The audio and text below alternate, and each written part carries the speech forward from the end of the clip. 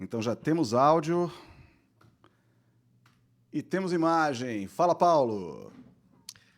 Olá, então estamos aqui para mais um bate-papo do Projeto 8. E hoje, dando prosseguimento ao papo da semana passada, estou eu, Paulo Carvalho, nosso músico Fred Siqueira e nossas artistas plásticas Edel Vec e Aline Buiat. Tudo bem, gente? Tudo bom? Boa noite aí, pessoal. Boa noite, gente. Tudo ótimo, Paulo. Bacana. Bom, hoje a gente quer conversar sobre arte e educação, mas expandir um pouco o conceito. A gente vai conversar sobre o ensino de arte além da escola, do ensino formal, né? E aí passa por algumas experiências que a gente teve. A, a Edel, a Aline já trabalharam em museu. Eu fiz uma exposição de bonecos na época da faculdade ainda, né? Ou finzinho da faculdade. Agora não me recordo, num espaço muito legal que tem em Santo André, que chama Sabina, que é um espaço cheio de pesquisas científicas lá, é bem legal. Fred, eu não sei se teve alguma experiência, mas ele dá aulas de música, né? Mas daí é aquela diferença que a gente falou um pouco sobre a aula de educação artística para a aula de técnica artística, né? São coisas até que complementares, mas a gente já conversou sobre as diferentes funções disso. Então, para começar, eu acho que é legal a gente definir bem o conceito, o que é o ensino formal e o que é o ensino de arte não formal, né? E o que entra nisso, né? A educação artística, o conhecimento com a arte, com as capacidades que a arte dá para todo mundo, ou também entra o artista nisso. Aline, você que gosta, tá aí na sala de aula, tem, além do ensino, a experiência em museu, também tem um ensino em CAPES, né? Teve todo um trabalho no CAPES. Como você vê essa definição da arte além do formal? Então, a, a arte na escola, a gente tem um conteúdo, a gente trabalha o conteúdo, que é introduzir essas crianças, né, no que seria a arte como um todo. E aí a gente acaba sendo generalista, inclusive, apesar de cada professor ter uma especialização, ser específico, por exemplo, de música, de artes visuais, de teatro. Ainda assim, a gente tem pouco tempo, a gente não tem tempo de experimentação muitas vezes, né? Um tempo muito curtinho, mas é mais genérico, assim, a gente amplia muito esse olhar, porque a gente, na verdade, está mais nessa parte de introdução do que do pensar a arte, dessa reflexão. Quando você está dentro de um museu, você está ali diante da obra, então você vai falar daquela exposição. A Idel tá bem? Tá com problema técnico. A Edel, na verdade, a Edel tá ilustrando o que eu estava dizendo antes, gente. Ela realmente ela ilustrou pra gente o que foi que aconteceu aí, ó. Foi exatamente isso que aconteceu. Exatamente. A gente com piada interna aqui, o pessoal vai entender nada. Não, tudo bem, não tem problema. No caso, só foi menos drástico, porque, enfim, né? Porque eu não tava sem roupa, não tava... Depois, mas quem não procurou, quem não acabou vendo ou recebeu algum meme, né, das lives dessa época pós-pandemia, né? A gente tem um monte dos problemas técnicos que envolvem as novas constrangedoras. tecnologias. Já passamos por algumas, não muito drásticas, mas já passamos por algumas. Mas desculpa, Paulo, a gente interrompeu. Mas a Aline estava concluindo falando sobre a experiência dela em museu, né, Aline? Então, eu trabalhei em museu, eu trabalhei também no SESCs e também fiz oficina, eu fiz muita oficina. E é mais específico, é um encontro mais com um objetivo específico, oficina, por exemplo. Então, a gente vai trabalhar, eu gosto, né, eu pego muito mais em esculturas. Então, eu fazia oficina, por exemplo, de massinha no SESC. Então, ela tem um objetivo, ela é focada, e quem vai para lá já vai com esse foco, né? Quando você vai no museu, quem vai para lá vai para o foco de conhecer a exposição. Então a gente até tem uma Uhum. experimentação ao final, mas é muito voltado para esse olhar do museu, esse olhar da exposição. Então ela é mais específica, é mais objetiva.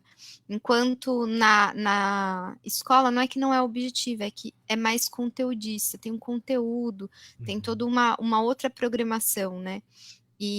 Mas a gente raramente, né, Idel, eu não sei mas a gente, de fato, ali com objeto artístico é muito mais difícil na escola, né?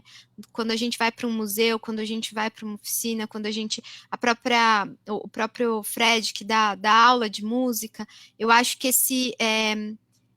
a arte, ela é mais palpável, por assim dizer, você tá mais, ela tem uma certa proximidade, né? Então, eu acho que a arte não formal, ela gera essa aproximação, esse objetivo fica mais claro.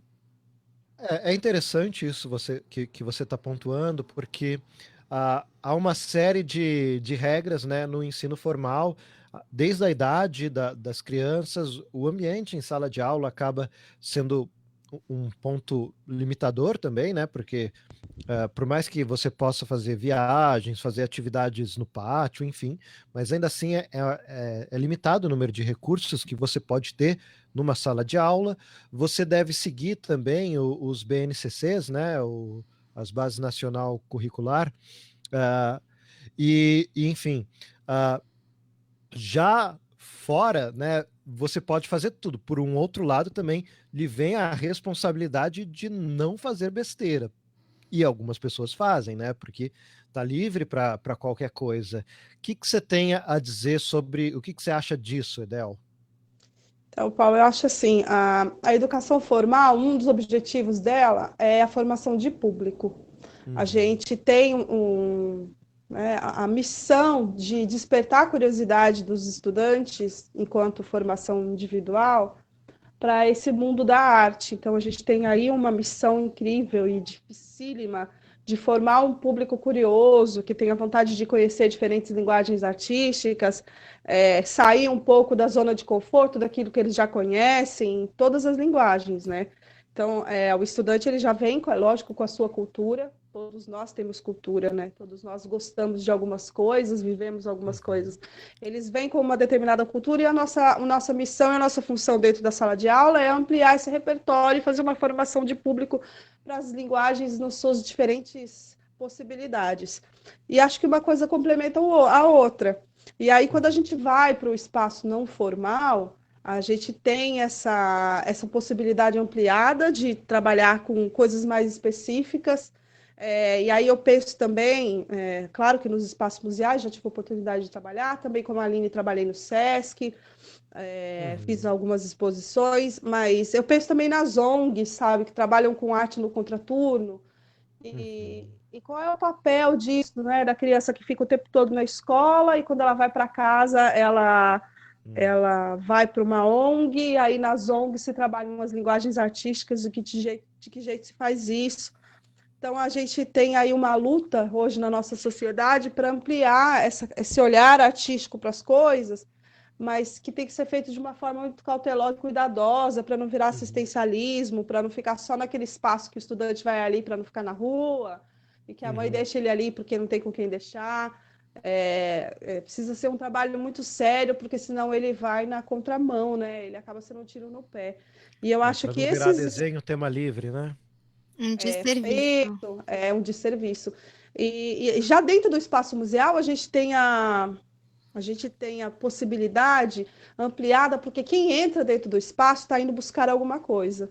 Então, ele está indo buscar alguma coisa dentro de um espaço que tem arte, então ele vai ali aberto, né? Por mais que ele não conheça, às vezes a gente recebe dentro desses espaços pessoas que nunca tinham ido, que era a primeira vez, ou que não tinham contato com aquela obra, e que sentem um estranhamento, né? Mas está indo aberto, então a gente consegue acessar de alguma forma. É diferente de você estar na escola, por exemplo, e às vezes o estudante não quer estar ali, ele quer estar em qualquer lugar do mundo, menos ali. E dentro do espaço museal, não, né? Dentro da ONG, dentro da escola de artes, o cara que está ali, ele está ali porque ele quer saber e ouvir e conhecer um pouco mais sobre a arte. Então, isso facilita interessante, um pouco o processo. É um ponto bacana da gente observar que há uma abertura diferente, há uma busca pela arte em algumas experiências de ensino não formal de arte, né? A pessoa que vai atrás daquele workshop, às vezes para aprender uma técnica específica, ou às vezes em busca de uma vivência artística, que eu acho que é uma coisa que pontua muito essa noção de arte fora da escola, né? Na escola, nem a criança está lá porque ela precisa seguir um currículo, não que ela solicitou por isso. Por mais que muitas vezes a aula de arte seja a preferida, mas não é necessariamente algo que ela foi atrás, é algo que você vai desenvolvendo porque há, bem ou mal, a necessidade de desenvolvimento de habilidades dentro da escola. Já num ensino não formal, você deixa livre para a simples vivência, a experimentação, que pode ser muito curta, de um workshop de poucas horas, ou pode ser um curso de meses, né? Sobre isso de vivência, eu acho interessante a gente conversar com o Fred sobre a sua experiência de professor de canto, porque nem todo mundo que faz aula busca ser um cantor profissional. Às vezes a pessoa busca como um hobby, como uma forma de se libertar, de se exalar, ter outras vivências, o que eu acho que entraria nessa nossa ideia de ensino não formal de arte, né? Porque estamos diferenciando do cara que vai fazer aula de canto porque ele quer ser um cantor profissional e o outro que quer simplesmente ter este contato com a arte, essa vivência dia a dia com a arte. O que você tem a dizer sobre essa diferença de alunos, Fred? O que você consegue visualizar com essa necessidade de vivência artística? Antes de falar sobre isso, queimou uma luz aqui, tá, gente? Mas, enfim, não reparem. A gente tá com alguns probleminhas, né? A Edel tá caindo aqui, queimou uma luz, mas enfim. O meu telefone tá preso no carregador e vira e mexe eu dou uma esbarrada no fio Faz e ele parte. cai, gente. Faz parte.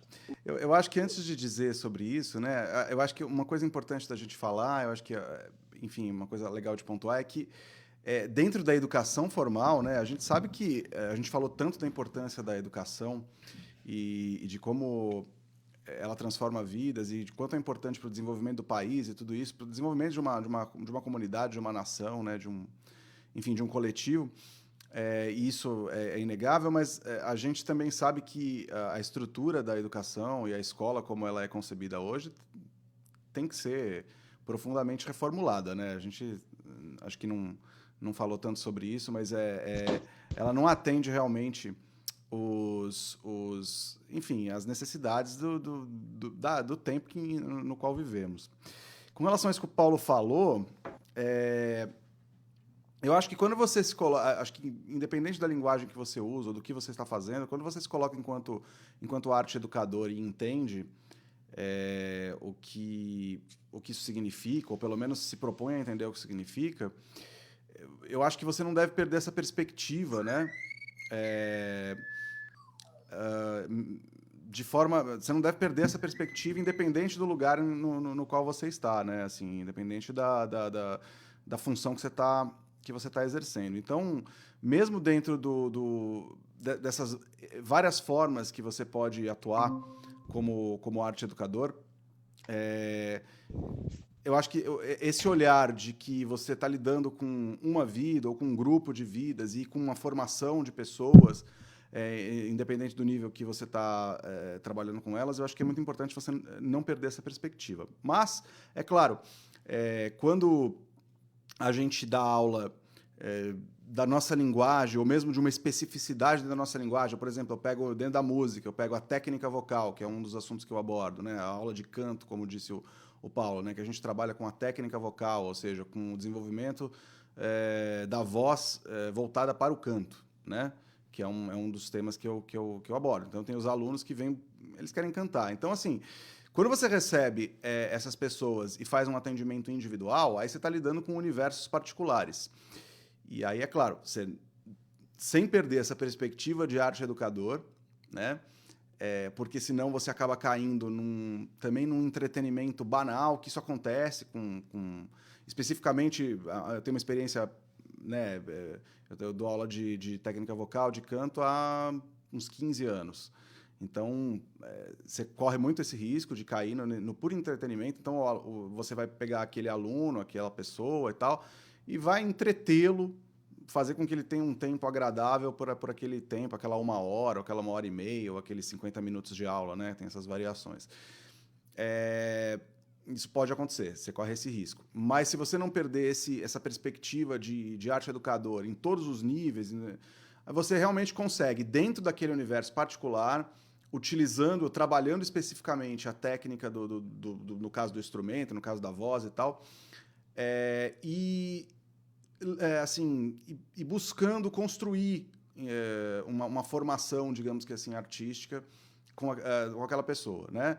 Dando referências, mostrando coisas, levando ela por um caminho, né? Uma coisa que eu sempre, com os meus alunos de canto, né? Eles vêm com uma determinada perspectiva, uma imagem que eles têm sobre o que é cantar, o que é ser cantor, ou o que é lidar com a voz, e eu vou buscando expandir esse universo, né?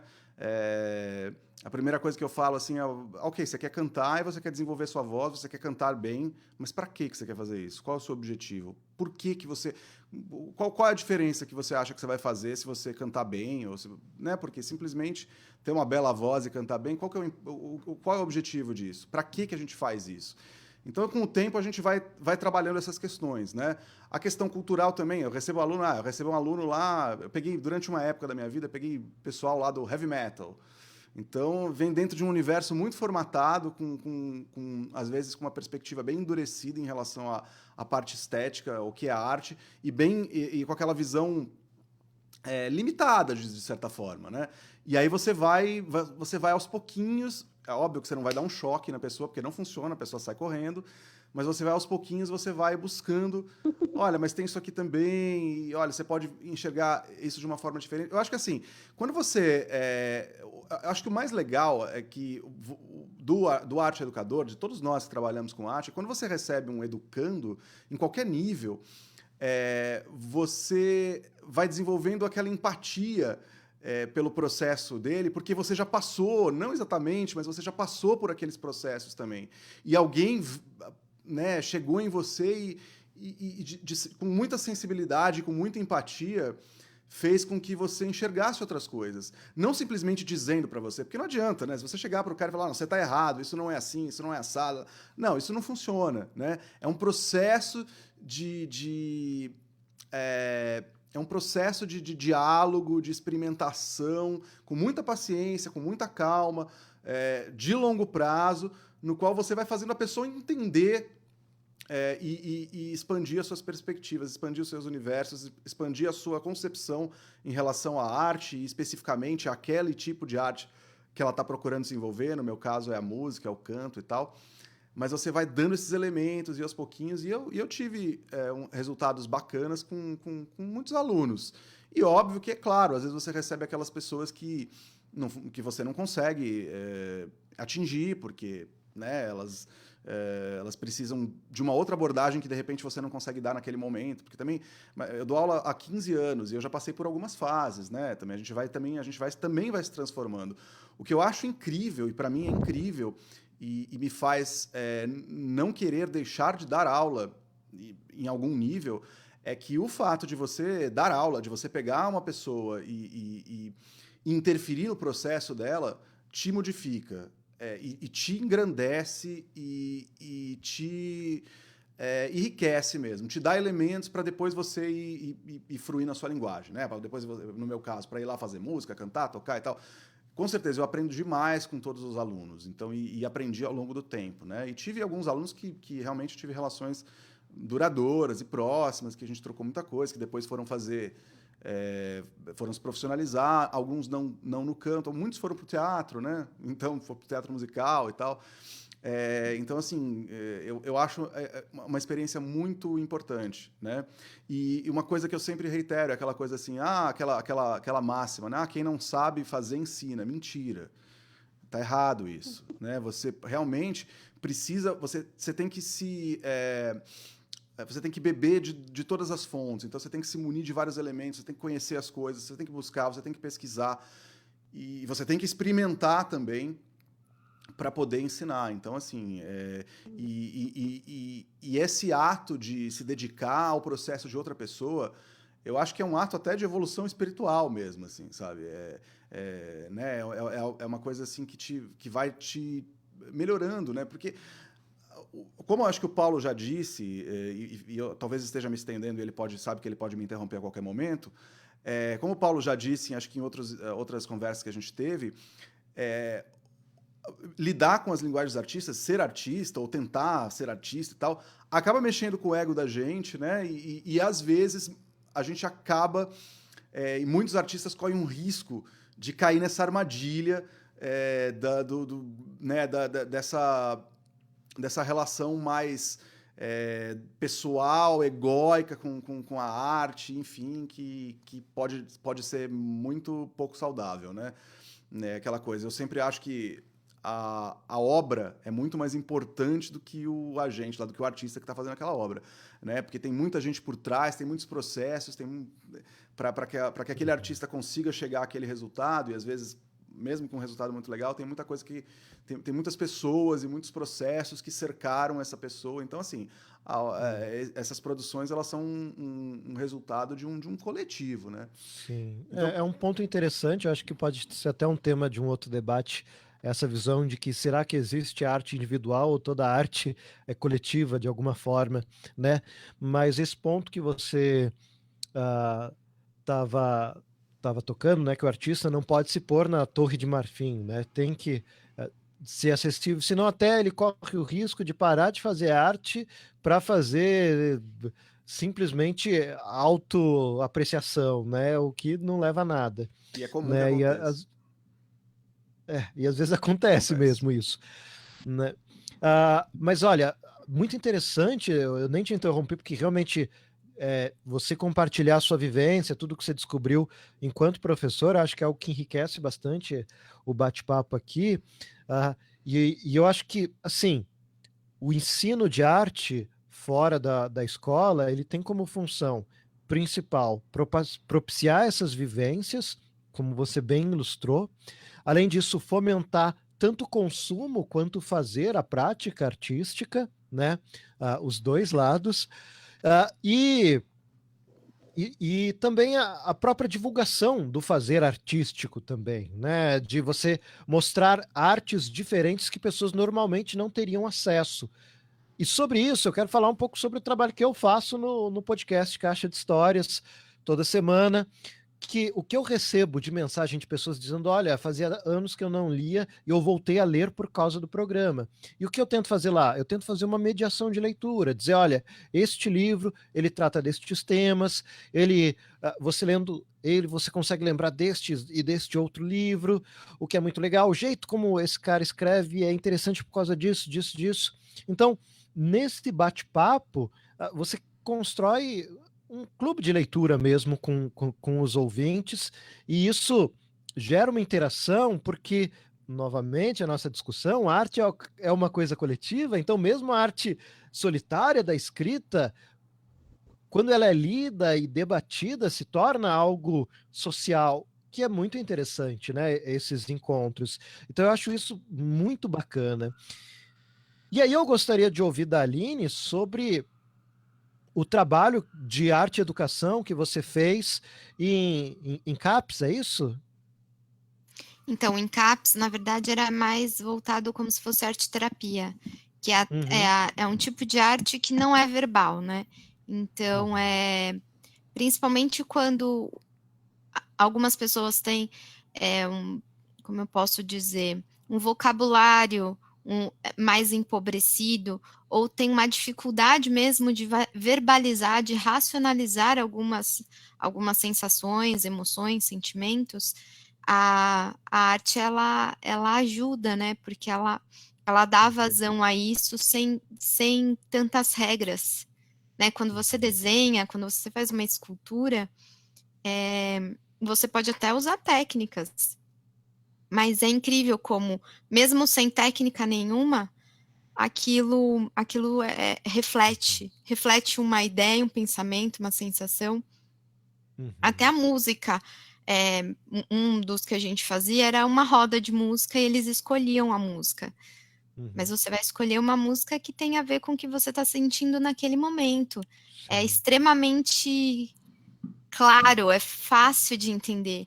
E tinha algumas curiosidades que eu observava, assim, de público, assim, dependendo da dependência química, era um estilo de música muito específico, sabe? Que você falava assim, nossa. Então,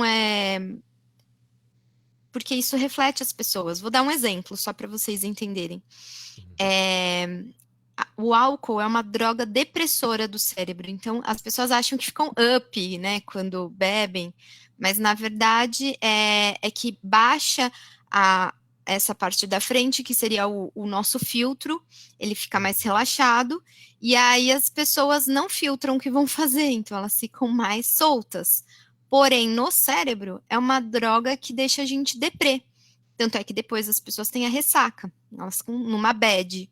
Então, quanto mais se usa bebida, né, e aí quando se torna dependente, aí ainda mais, a pessoa tem uma tendência natural a entrar na depressão. É uma droga depressora. E aí eles gostavam muito nas rodas de músicas que têm esse cunho mais deprê, de lamento, que faz todo sentido. Mas às vezes eles não conseguiam verbalizar uma tristeza. Às vezes eles não conseguiam explicar, eles não conseguiam racionalizar, mas a música que eles escolhiam dizia, entende? Então, eu acho que a arte, ela tem esse lugar de dar voz. Uma voz que sai pelos sentidos, ela não sai só pelo racional. A escrita, ela é muito racional, né?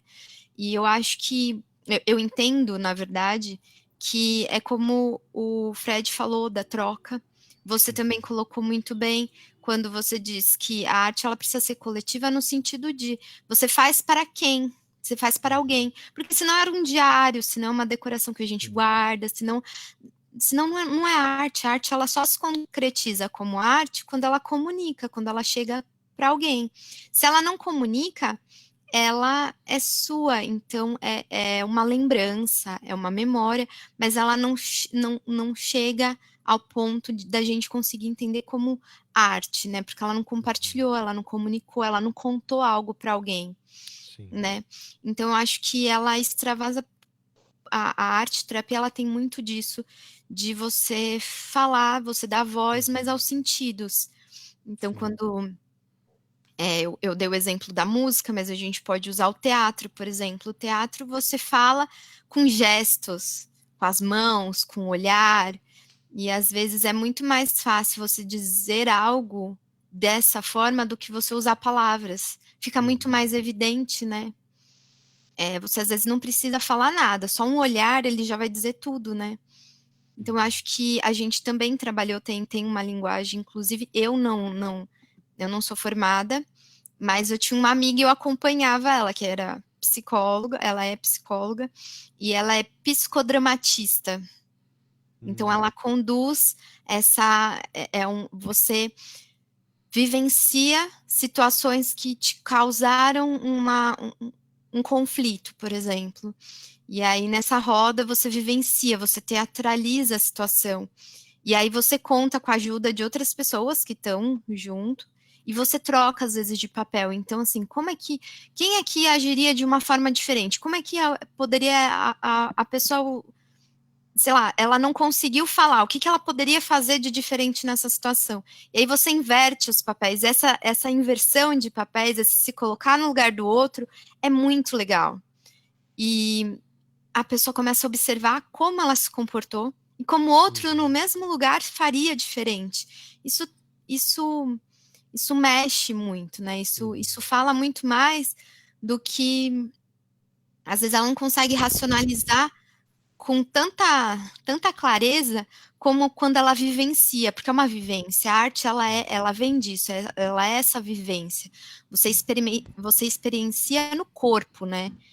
Então, isso eu acho que a principal diferença Por exemplo, na arte-terapia da terapia verbal. A terapia verbal você conta, você fala. Na arte-terapia, ou, né, como eu dei o exemplo do psicodrama, as pessoas vivenciam isso, né? Mas foi uma experiência incrível, assim, que eu uso muito hoje, como o Fred colocou bem, que assim, toda vez que você dá aula, eu não sei se é o dar aula, né? Se seria essa palavra, mas enfim, você troca. E você só é um bom professor se você fez essa troca, porque você, para conseguir chegar no outro, você também tem que você tem que se aproximar, e para você se aproximar, você também tem que conhecer do outro. Então, Verdade. a tua aula só é eficiente, aquele conteúdo ou aquilo que só é realmente genuíno se tiver essa troca, se tiver essa aproximação. Se você só traz o conteúdo e pouco sabe do seu aluno, não tá vendo troca, não tá sendo eficiente, porque, de novo, não fala os sentidos, né? Eu acho que eu posso fazer alguns parênteses, não sei se tem Vontade, espaço. Fred. Por favor. Acho interessante isso que a Aline falou. Eu posso fazer um parêntese com uma experiência muito pessoal com relação à minha vivência com o teatro, com as artes cênicas. Eu não me tornei ator por vários motivos. Eu fui conhecendo vários atores e atrizes ao longo da minha vida, né? Tendo contato com alguns grupos de teatro e tal. E aí fui entendendo que não era aquele meu lugar e tal, por vários motivos. Mas eu passei por um processo a gente fala da importância da arte e educação, né? Eu passei por um processo nessa linguagem, né, na linguagem de artes cênicas, de teatro e tal. E, embora eu não tenha me tornado ator, e com o tempo fui percebendo que não era esse o caminho para mim, que não era isso que eu queria fazer, né? Que eu queria realmente focar no desenvolvimento das linguagens musicais e tal. Para mim, esse processo trouxe uma série de descobertas e permitiu em mim algumas curas mesmo de coisas e me permitiu conhecer coisas que possivelmente eu não iria conhecer se eu não tivesse passado por esses processos e não tivesse, de certa forma, me permitido entrar em contato, né, por meio dessas aulas, por meio desses diretores, professores que passaram e tal por mim e que dedicaram, né, esse tempo para fazer parte desse processo. Então, eu acho que assim, a gente percebe que assim, a arte, enquanto arte e educação, ela não serve, ela serve para todo mundo. Inclusive, é muito legal você mesmo como um artista de uma determinada linguagem, experimentar outras linguagens sem qualquer pretensão, sabe? Assim, então, assim, eu sou artista plástica, vou fazer um pouco de música, sem nenhuma pretensão com o resultado, com quanto eu vou conseguir. Vou fazer teatro. Acho que a Edel teve um pouco de experiência também, né? Você experimentou teatro. E é super rico. Como a arte é universal, a gente pega uma linguagem e meio que se especialista nela, a gente vai ganhando ferramentas, né? Vai desenvolvendo ferramentas para fruir naquilo, para fazer aquilo e tal. Mas é universal. Qualquer coisa que você coloque à mão, qualquer coisa que você experimente, vai fazer com que você cresça como pessoa e também como artista.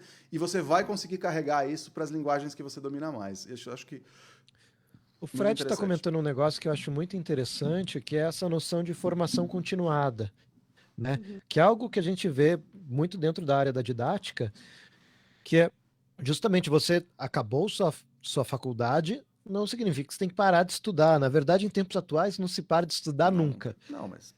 E se você quer ser um bom professor, é interessante que você esteja sempre sendo aluno também. Sim. Né? Eu acho que isso... Desculpa, só fazer um último parênseis, só para eu não esquecer aqui, porque senão acho que eu vou esquecer.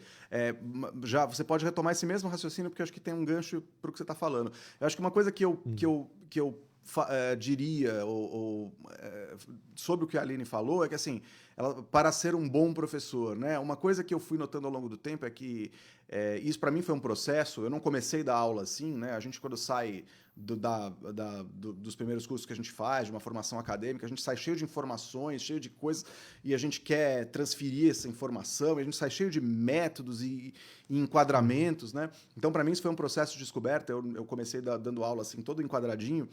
Mas eu fui percebendo que, sim, para você realmente ser um bom professor e tocar o outro e ajudar no processo de desenvolvimento com o outro, você tem que se fragilizar um pouquinho, sabe?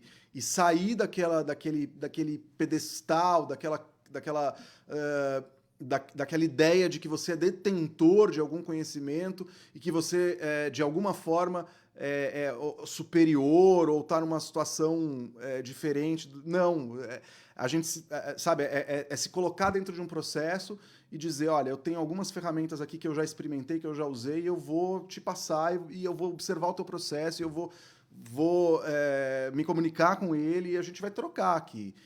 E é assim que eu senti que funciona. Quando não tem isso, porque não tem, não tem essa coisa humana, né? E aí realmente não funciona. E particularmente os professores que eu me recordo, de todos os níveis, do conservatório, da faculdade, dos de teatro, né, são os que tinham mais ou menos essa ideia, que olhavam para você enquanto pessoa, né? E não enquanto, isso aqui é aqui não sabe nada, eu sei tudo, vem aqui, enfim. Desculpa, Paulo, pode continuar. Sim, não, concordo totalmente. Há que se ter uma humildade no ensino, né, como professor. E por isso também acho interessante se manter sempre como aluno também. Então, sempre estar estudando. E bem ou mal, isso que a gente faz aqui é um grupo de estudos, né? A gente debatendo, trazendo coisas que... Então, acho que essa ideia de formação continuada para o artista é importantíssimo. O que você Ô, acha disso, Paulo, Del? eu estava aqui pensando, a minha formação em artes, ela se deu em dois processos. É, eu comecei a fazer a faculdade de artes em 93. Quando eu comecei e aí eu tranquei a matrícula por outros motivos, fui fazer direito, e aí muito tempo depois eu retomei. Só que quando eu fazia a faculdade de artes em 93, ela não era dividida em linguagens como ela é hoje. Hoje você escolhe a linguagem que você quer, e aí quando eu retomei esse processo, eu fui fazer em artes visuais. Mas no início, lá em 93, você passava por todas as linguagens, você fazia a faculdade, passava por todas as linguagens, e aí, no final, no último ano, você escolhia uma linguagem a qual você se identificava e aí você focava naquele ano só naquela disciplina. Então, é engraçado isso, porque eu tive uma visão muito ampla e aí eu tive aula de teatro com professores maravilhosos, eu tive aula de musicalização com professores maravilhosos, aula de fotografia, aula de literatura. E aí é engraçado porque o mundo foi mudando, né? Hoje a gente tem essa questão mais específica em todas as profissões, né? O cara não existe mais o generalista, né? Ele é focado em uma determinada coisa e ele pesquisa determinada coisa. Tem o seu lado bom e o seu lado ruim, né? Você ter o contato com várias coisas é muito interessante, você também se aprofundar numa só também é. E aí, eu fico pensando nisso que o Fred falou, nesse contato com o outro, porque nessa educação horizontal, né, que não é uma educação vertical, é uma educação horizontal, onde existe a possibilidade de troca, todo mundo sai transformado, né? Você entra em contato com alguém, você conhece os anseios, os sentimentos daquela pessoa conhece os seus, e você, naquele processo de ensino e aprendizagem, você vai tendo essa possibilidade de troca e todo mundo sai transformado disso. Então, é algo realmente transformador e acho que isso independente do local que você esteja, dentro da escola, no espaço museal. Às vezes é uma experiência rápida, às vezes você se depara com alguém que você nunca tinha visto, ele entra naquele espaço e você tem uma catarse ali, né? Você tem uma discussão, uma conversa sobre uma determinada obra e é um único momento que você nunca mais vai ver aquela pessoa. E às vezes uma coisa que ela te disse ou uma coisa que você disse a ela faz com que você enxergue tudo diferente a partir de então. Então a arte, esses momentos de catarse que a arte provoca, é muito Dá um transformador, insight. né? É É um muito insight. transformador, existe um universo de possibilidades, né? Quando você vai ensinar uma técnica que seja para um estudante, de repente aquele momento mágico que o cara fala, aprendi, eu sei, eu consegui. Tô tocando, tô dançando, tô desenhando. Nossa, é uma sensação tão iluminada que traz um retorno para a gente tão grande que, aliás, acho que é um dos motivos que faz a gente continuar, querer ensinar, né? E é isso que o Fred falou, não é um ensinar arrogante, egóico, que você se coloca num lugar de superioridade, não.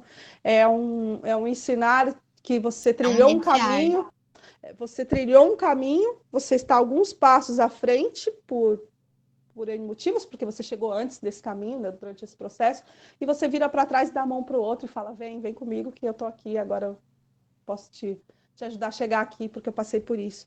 Então, acho que a arte em si é incrível nesse sentido, e acho que o ensino ele é transformador nesse sentido, ele Uhum. transforma, né? E engraçado que, Não, pelo menos comigo, desculpa, às vezes o outro, por mais que você tenha mais experiência, esteja à frente, esteja lá ensinando, às vezes o outro, sem querer, ele te mostra um atalho que você não tinha descoberto antes. É, Que eu já tive especificamente, eu não dou aula só de canto, mas enfim, especificamente na aula de canto, eu tive alguns alunos que chegaram num resultado, sabe aquela coisa, daquela aula, daquele momento. Chegou num resultado, eu uhum. falei, cara, eu fui depois pensar sobre isso, falei, olha, isso aqui funciona assim, eu não tinha descoberto antes. E é uma coisa, A gente aprende absurdos dando aula. e uma coisa maluca, assim, uma questão muito técnica, eu não vou nem falar o que é, porque acho que não cabe na nossa discussão, mas uma coisa que um professor meu me falava e eu nunca entendi. Eu vim entender, sei lá, 10 anos depois, com um aluno lá. Falei, cara, é isso aqui que ele estava dizendo, que ele não está conseguindo, mas agora eu entendi. Terminou a aula, eu fui lá, nossa, é isso. Aí esses processos eles não são, né? É muito Sim. interessante mesmo. Ah, sim. A gente tem camadas de entendimento e às vezes a gente só vai entender, acessar uma camada de entendimento de uma aula dada 10 anos depois, né? Então é um processo bem interessante. Por isso, esse processo de formação continuada também é importante para você se manter indo, né? Sempre vendo coisas novas e isso que Edel falou, né? Que o processo de ensino de arte é transformador para o aluno e para o professor, Sim, né? É para todos. A arte é o encontro também, né? E o ensino de arte é o encontro e tem de ser um encontro transformador e que gere liberdade, né? Como é que é a frase lá do Paulo Freire, né? Quando o ensino não é libertador, o sonho libertadores, do oprimido é se transformar em opressor. E ninguém quer isso através exatamente. da arte, né? Ninguém quer ensinar arte para ensinar pessoas a terem egos inflados. A gente quer ensinar as pessoas uma nova forma de se comunicar, de se expressar, a conseguir acessar novas camadas de abstração. E dentro disso, a sua experiência de arte terapia, Aline, eu acho que é bem interessante, porque além do lado terapêutico, há uma, uma faceta didática nessa arte terapia, porque você está ensinando justamente uma outra expressão, outra forma da pessoa se fazer entender, outro idioma, né? Outra linguagem. É que no caso da arte terapia, a gente não ensina muito, a gente disponibiliza as técnicas, por exemplo, você disponibiliza a massinha. Uhum. E ele vai procurar o próprio caminho de se comunicar. Então, acho que Mas a isso. própria experiência acaba sendo um Sim, aprendizado, né? sim, De forma sim, empírica que seja, não através de aula, mas acaba Que sendo, na né? verdade, assim, né, sim. eu acho que aí o que acontece? Você, por meio da sua experiência, né, no caso da Aline, por meio da experiência dela e dos processos pelos quais ela passou, ela consegue criar esse ambiente. E acho que isso Uhum. é um outro, é um outro lugar, né? Que também existe, que também é muito importante. Você consegue criar esse ambiente para que a pessoa, meio que de forma guiada, Desenvolva uma desenvolva, pesquisa. desenvolva o seu próprio processo Sim, e vá, né? Enfim, vá, digamos que, fazendo sua própria terapia, digamos assim, né? Se conhecendo e sim. tal. Eu acho que isso é. É, o processo terapêutico, ele é interno, né? Então, é lógico que a gente instrumentaliza, né? Uhum. Mas o caminho é individual. Então, Sim. assim, e isso, para mim, foi muito importante aprender, inclusive para dar aula, porque, por exemplo, eu tenho muitos alunos que amam certas linguagens que eu não curto tanto. Vou dar um Uhum. exemplo, sei lá, o funk. O funk, para mim, em muitos sentidos, é muito agressivo, né? E muitos deles amam. Só que eu tenho que entender que lugar é esse, né? Onde eles ouviram. Para eles tem quase uma questão afetiva, fala da origem deles, fala do lugar de onde eles estão, então eles falam, é a nossa música, é a música da comunidade, é a música... Então, a gente tem que abraçar também, tem que acolher também, para poder, inclusive, abrir esse olhar para outras coisas. Mas primeiro eu tenho que aceitar, porque se eu negar, eu já crio um obstáculo, eu já dou um afastamento. Então, quando você acolhe, você aproxima, de novo, esse lugar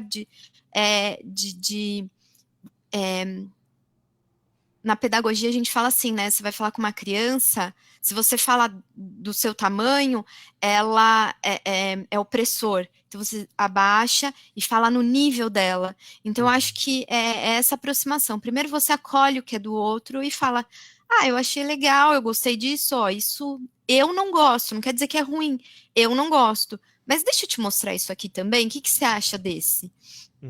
E você vai entrando aí no que a minha professora de psicologia, né, porque eu me formei em arte terapia, né, a minha professora de psicologia, ela falava assim, da etimologia das palavras, que a gente tem que criar empatia para criar a conversa, que é um verso, senão senão vira combate. Quando a gente bate com as palavras, a gente agride com as palavras. Então, às vezes, a gente, ao negar o do outro, a gente está entrando em combate, enquanto a gente quer criar um verso. Então, a gente precisa acolher para tentar encontrar um denominador comum que seja provisório, que ele não precisa ser definitivo, mas naquele momento ele funciona para aquela conversa, né? E aí, a Idel estava falando... acabei até me perdendo, que eu achei bacana, que ela falou assim, que você também colocou, que às vezes a gente, sei lá, vê um filme, e a gente, num momento a gente entende de um jeito, num outro momento a gente entende de outro, né, que vocês colocaram os papéis, então o papel do educador, o papel do aluno, e a gente manter esses papéis nos ajuda a ser melhor professor e melhores alunos, tá, né, Eu acho que é importante para os dois. É entender que é um processo contínuo, né? Que Sim. assim como você... Esse exemplo que você deu, né? Qualquer obra de arte, um filme, um desenho, uma pintura, uma música, ela é uma... Eu estou relendo agora, né? Vou citar aqui. Eu estou relendo a obra aberta do Umberto Eco. Acho que todo mundo aqui já leu ou já pelo menos ouviu falar. E eu acho que, assim...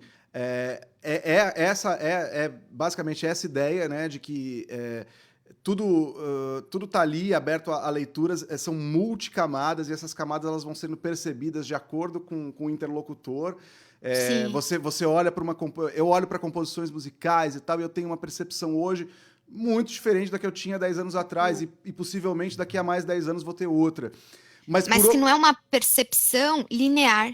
Não. É uma percepção como, por exemplo, eu vou dar um exemplo aqui. Tem um objeto ali no meio da sala. Depende do ponto de vista que você você vai enxergar ele de um jeito, né? Também. Entende?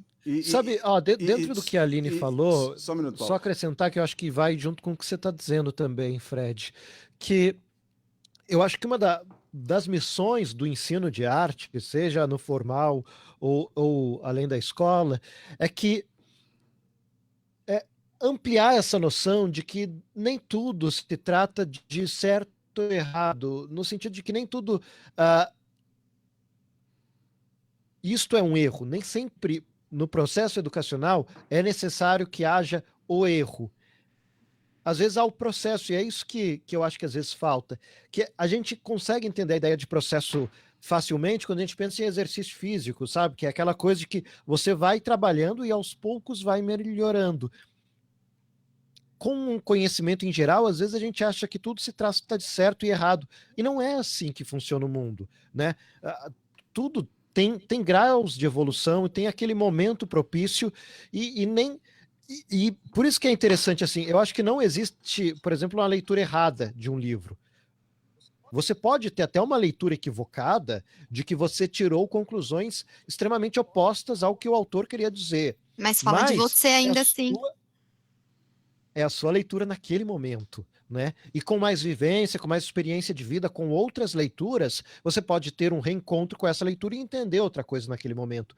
E isso é entender o conhecimento como processo, que eu acho que é algo que falta, talvez pela nossa cultura de vestibular, de que você precisa estudar, se formar, não para ser um cidadão, mas para passar num teste, né? Eu acho que isso às vezes fica travando as pessoas. E o Para ensino ganhar de arte pode dinheiro. ser libertador nesse ponto, né? Eu não sei como que é para vocês, mas assim, para mim é sempre a coisa mais difícil fazer com que os alunos, com que as pessoas, com que as turmas com as quais eu já trabalhei entendam essa questão do processo. Porque a pessoa quando quer cantar ou quer tocar um instrumento, no meu caso, ela enxerga aquilo, ela enxerga aquele resultado, ela tem aquele modelo, né? Muitas vezes ela define muito bem aquele modelo na cabeça dela, porque é um modelo que vem de algumas obras, de alguns artistas, às vezes de um artista só. Ela tem aquele modelo e ela quer reproduzir aquele modelo. E entender o processo e o prazer que se pode ter do processo é o mais difícil. E é o que foi mais difícil para mim desenvolver nos alunos, né? Eu brinco até quando a pessoa vai começar um curso de música, principalmente os individuais, os cursos livres, né? Olha, se você passar dos primeiros 3 meses, aí você tem chance de continuar e de conseguir alguma coisa, né? Eu, ao longo dos anos, eu começo assim, minha entrevista assim, para a aula. As perguntas são muito, assim, são as mais comuns possíveis, assim, são, em quanto tempo eu vou aprender a... Eu falo, uns 20, 30 anos aí, você... uns 60 anos, não, a pessoa, o quê? Não, olha, é um processo de camadas, nunca acaba, eu não terminei, eu não sei se eu vou terminar, provavelmente eu não vou terminar, a gente está sempre reaprendendo. Gente, são 40 mil anos de arte. Né? Nem a minha vida inteira daria conta. De jeito nenhum. Não, e mesmo dentro daquele pedacinho, daquela linguagem, daquela coisa que você quer fazer, você está sempre reaprendendo, revisando, você descobre uma coisa, descobre que estava errado, descobre que estava certo, descobre que estava certo e estava errado de novo. São ciclos e são camadas que você vai adicionando, né, e experiências que você vai colocando. Esse eu acho que é o entendimento de processo, de que tudo é um processo, porque na verdade a vida é um processo, né? Então, assim, é um processo contínuo que não termina nunca. Esse é o mais difícil de fazer com que as pessoas entendam, porque obviamente elas querem o resultado. Eu tive uma experiência, Fred, que me marcou. Ainda mais essas gerações de agora, né, Edel? Bem difícil. Eu tive uma experiência que me marcou profundamente assim na vida em relação a essa questão do processo, de que depende do momento que você está, você enxerga a coisa de um lugar diferente, que era com o meu avô. O meu avô, ele era um poeta e ele tinha uma biblioteca na casa dele incrível, e ele morava em Minas, e nas férias eu ia para lá, e aí eu chegava lá e eu escolhia um livro. Eu entrava na biblioteca dele, que ele abria, ficava trancada, e ele falava, agora você escolhe um livro. E sempre que eu ficava esperando esse momento. E aí eu ia para as férias e eu pegava um livro. E aí uma vez a minha mãe falou assim, não, esse livro ela não vai ler, porque esse livro ela não tem maturidade para ler, ela não vai entender nada. Ela vai ter que escolher outro. E aí o meu avô fez a intervenção e disse assim, não, ela escolheu esse, ela vai ler esse. Ela vai entender alguma coisa, ela pode não entender o que o autor, que aí é o que o Paulo quis dizer, né? Ela pode não entender o que o autor quis dizer, mas algo daquele livro ela vai entender. E mais importante do que o que ela vai entender agora, é lá na frente, quando ela voltar a ler esse livro, ela vai se entender e ela vai ver o quanto ela mudou. Então ela vai ler sim. É isso. E aí isso virou um hábito na minha vida. Eu nunca leio, a não ser que o livro seja muito ruim, eu não tenha tido uma boa experiência, eu nunca leio um livro uma única vez. E é mágico você entender esse processo, né? Você enxergar esse processo. O livro proporciona isso, né? Falar, nossa, quando eu li esse livro lá atrás, ele era outro livro. O que aconteceu? Mudou tudo. Não é o livro que mudou, né? É você que mudou, né? Eu não sei se acontece com vocês, mas no caso da leitura especificamente, né? Na verdade, assim, para mim acontece isso, né? Você lê e dali a uns 5, 6 anos, de repente vem aquele trecho e você... Nossa, eu entendi isso aqui. Nossa, era isso. Era isso, né? Principalmente, muitas vezes, livros acadêmicos. Então, por exemplo, tem um livro de harmonia do Schoenberg, especificamente para música, e ele assim, a Bíblia de harmonia para o acadêmico. eu li na época da faculdade, ele tem assim, algumas questões técnicas, mas ele tem muita filosofia incutida no livro. É bem grandão mesmo, assim. Então é muita filosofia. E aí, assim, lendo aquilo com 20 anos, eu tava muito perdido. Depois de um tempo, eu até fui reler, mas antes de reler o livro, a vida me trazia experiências que me faziam entender, me faziam lembrar daqueles trechos. Lembrar daquelas coisas. Então, eu acho que existe esse aspecto, é muito interessante. Acho que eu não sei se isso acontece só com a literatura, acho que não. Acho que acontece com outras que com a linguagens, música acontece, né? Às vezes você tem uma memória afetiva e você escuta uma música que você lembra lá da infância e ela te remete a um outro espaço-tempo e você se dá conta, nossa, como eu mudei, como eu Ela sou... te transforma, ela te transporta para lá, né? Ou então em momentos, né? Que tem momentos que você fala, não dou conta de ouvir essa música agora, porque ela mexe com sentimentos que eu não estou sabendo lidar, então eu não quero escutar essa música jamais. Aí depois de um tempo você vai, volta a escutar aquela música de novo e fala, nossa, que delícia ouvir essa música novamente, né? Já estou curada desse processo. Então as linguagens têm isso, né? O próprio entendimento da obra muda mesmo, né? Porque isso, no caso da canção, por exemplo, que ali que junta, né, um texto poético ali com todas as questões da linguagem musical e que os dois normalmente se conversam, né? Um tentando ajudar o outro a se expressar, né? Isso que acontece numa canção. Isso acontece muito com a gente. A gente tem um entendimento, às vezes, daquilo numa determinada fase da nossa vida e conforme a gente vai construindo, né, vai vivendo processos, quando a gente olha para aquilo, a gente tem um outro. E aconteceu muito comigo, né, ao longo do tempo das canções também. Muito bacana, gente. Bom, vamos para as considerações finais. Já passamos de 1 hora de bate-papo. Vou pedir que a Edel comece hoje. Eu fico assim, sempre muito satisfeita da gente poder falar um pouquinho sobre esse processo da arte e educação que a gente vive, né? Tanto no formal quanto no formal, com essa formação de público. Eu tenho tido escutado as pessoas que estão vendo a gente. Às vezes a pessoa não assiste o programa todo porque tem os seus compromissos, mas entra, vê um pouquinho e aí vem, procura a gente e fala, poxa, que bacana esse espaço que vocês estão criando, dessa troca, desse diálogo. Eu fico muito feliz de poder estar aqui. E esse processo, né, que a gente fica sempre esperando essa troca, esse processo faz a gente crescer, e aí a gente chega na sala de aula e começa a olhar para as coisas de uma forma diferente. Eu sou muito grata. Eu acho que mais espaços como esse precisam acontecer, e acho muito importante a gente falar sobre isso. E eu tô bem contente com as coisas que estão acontecendo aqui com a gente. Bacana. Aline? Foi bem interessante esse papo de hoje, assim como da semana passada. Eu acho que esse complementou o que pode ter faltado no outro, né? Essa parte, porque a gente sempre fala, quando fala arte, educação, a gente costuma falar da formal, mas a não formal, ela é tão rica quanto, e ela é complementar, né? Então, eu acho que as coisas elas se encaixam de alguma maneira, né? Eu acho que falar desse lugar diferente que nos traz para ouvir o outro, né? A arte, ela tem muito dos sentidos, dessa troca dos sentidos, essa aproximação. Então, acho que isso é sempre válido e sempre muda um pouquinho a gente. Eu lembro muito de quando a gente estava no museu e às vezes entrava uma pessoa e ela ficava indignada com o que ela via. Ela falava, isso não é arte. E aí você perguntava, mas por que você acha que não é arte? Porque é um absurdo, eu faria melhor. Então a diferença é que ele fez e você não. Por que você não faz? Né? Então você trazer para esse outro lugar e conversar se a arte ela tem um objetivo de falar aos sentidos. Se você ficou indignado, se você se incomodou, ela já falou, ela já comunicou, né?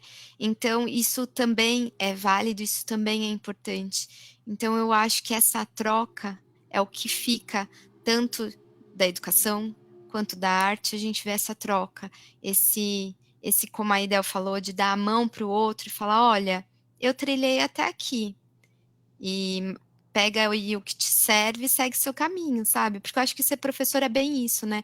É a gente dar um pouquinho do que a gente teve e esperar que o outro com isso crie novas coisas, faça seu caminho e que isso ajude de alguma maneira no seu desenvolvimento, como o Fred até falou, é quase que espiritual, uma evolução, né?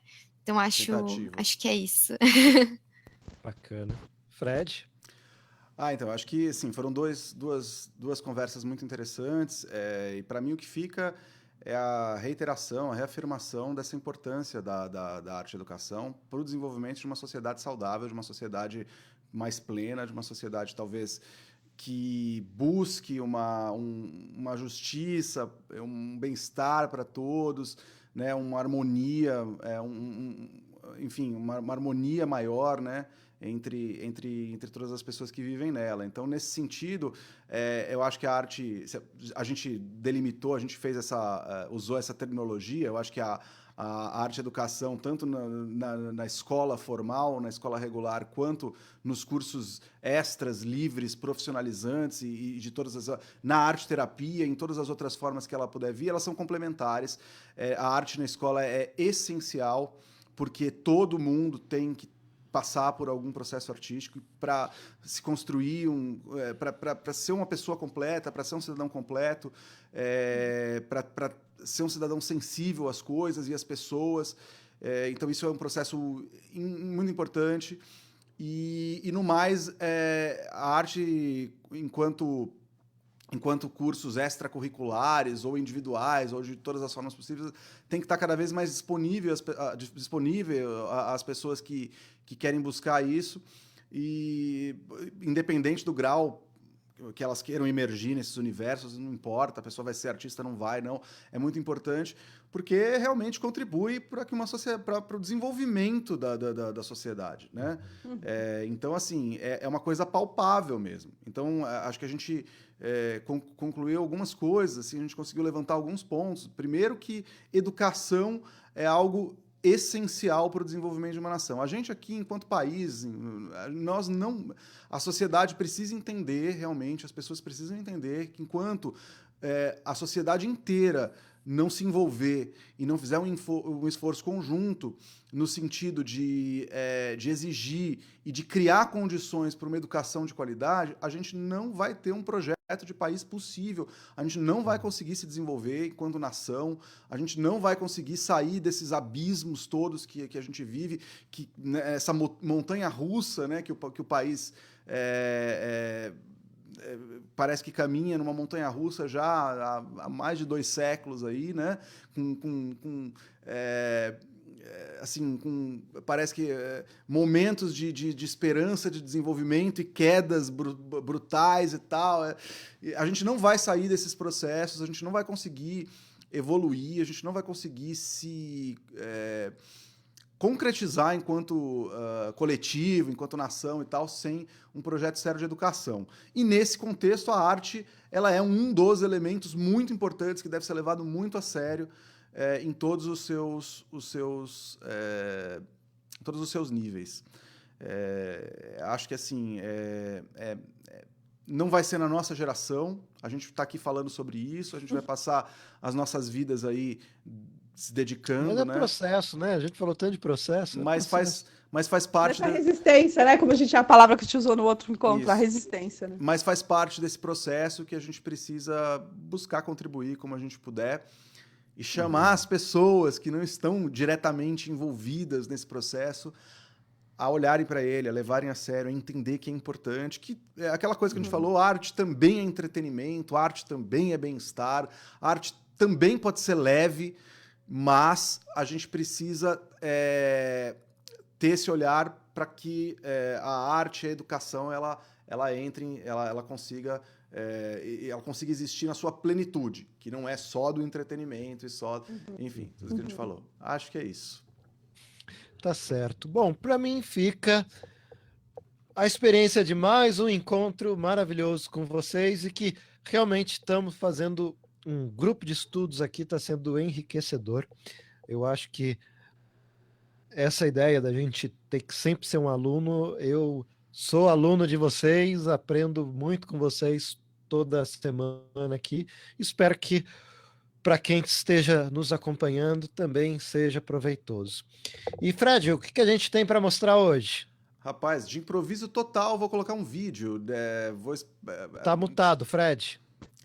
De improviso total, vou colocar um vídeo. Um vídeo de uma série que eu fiz aí durante a pandemia, que eu acabei usando com alguns alunos também, porque eu estava aqui sozinho, né, em isolamento total, não podendo nem receber colegas músicos, nem alunos, era tudo assim, por digital, né? A gente não... Agora, com alguns cuidados, alguma coisinha a gente já está fazendo e tal, mas... E aí eu fiz vídeos eu gravando absolutamente todos os instrumentos, e depois eu mandei para os alunos que substitui aqui esse instrumento, eu gravo outro. Enfim, eu vou mostrar o vídeo como ele só para a gente terminar com um momento leve, e a gente encerra assim. E quem sabe a semana que vem vocês vão trazer coisas aqui para a gente mostrar, né, gente? Paulo! Porque eu também não quero só ficar eu aqui chatão, né, colocando as minhas coisas aqui, mas enfim. Eu tenho que selecionar alguma coisa, alguma narração, alguma coisa assim, mas enfim. Mas beleza. É isso, gente. Então eu vou pedir só para vocês aguardarem o final do vídeo, são 3 minutinhos, e a gente só conclui aqui a nossa parte interna da conversa, tá bom? Obrigado, gente. Boa noite aí. E lembrando, já que o Paulo não falou, para quem assiste a gente aí, dá essa força para a gente reforçar, né, para a gente conseguir ir desenvolvendo esse espaço que a gente está tentando criar aqui. Vai lá no youtube.com/Projeto 8 Sementes, se inscreve no canal, curte, porque lá ficam registrados todos os vídeos das nossas conversas. Segue no twitch.tv/Projeto 8 Semente. E se você quiser, se você é o nosso colega aqui, artista, quiser participar dessa conversa, pode vir falar com a gente aqui através desses canais, do YouTube ou do Twitch, ou pode entrar nos perfis aqui do Paulo, ou da Edel, ou meu, ou da Aline, e a gente está super afim de receber pessoas para participarem aqui da conversa, mostrarem seus trabalhos, conversar sobre os temas que a gente está trazendo. Provavelmente a gente vai ter um convidado aqui a semana que vem, ainda não consegui confirmar 100%, mas... a gente está super aberto aí às pessoas que queiram participar dessa conversa aqui com a gente. Beleza? Então vamos lá. Vou fechar o nosso áudio e colocar aqui o vídeo.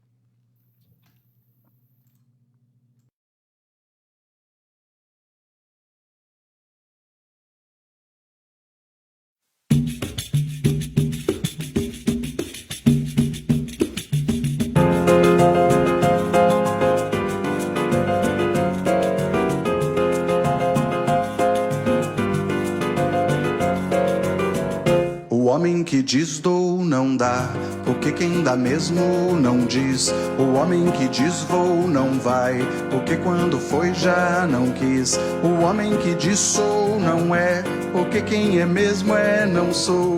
O homem que diz tô não tá, porque ninguém tá quando quer. Coitado do homem que cai no canto de ossanha traidor.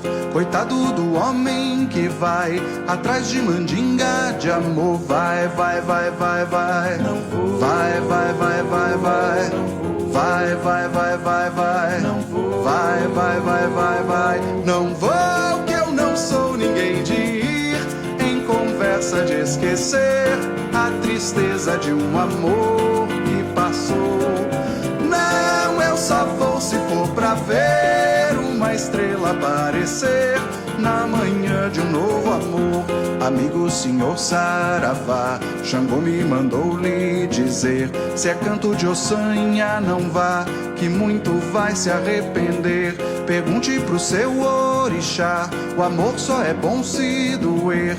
Pergunte pro seu orixá, o amor só é bom se doer. Vai, vai, vai, vai, vai. Amar. Vai, vai, vai, vai, vai. Sofrer. Vai, vai, vai, vai, vai. Chorar. Vai, vai, vai, vai, vai. E dizer que eu não sou ninguém de ir em conversa de esquecer a tristeza de um amor que passou.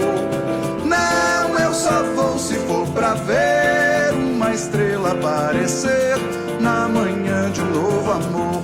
Amigo senhor Saravá, Xangô me mandou lhe dizer: se é canto de ossanha não vá, que muito vai se arrepender.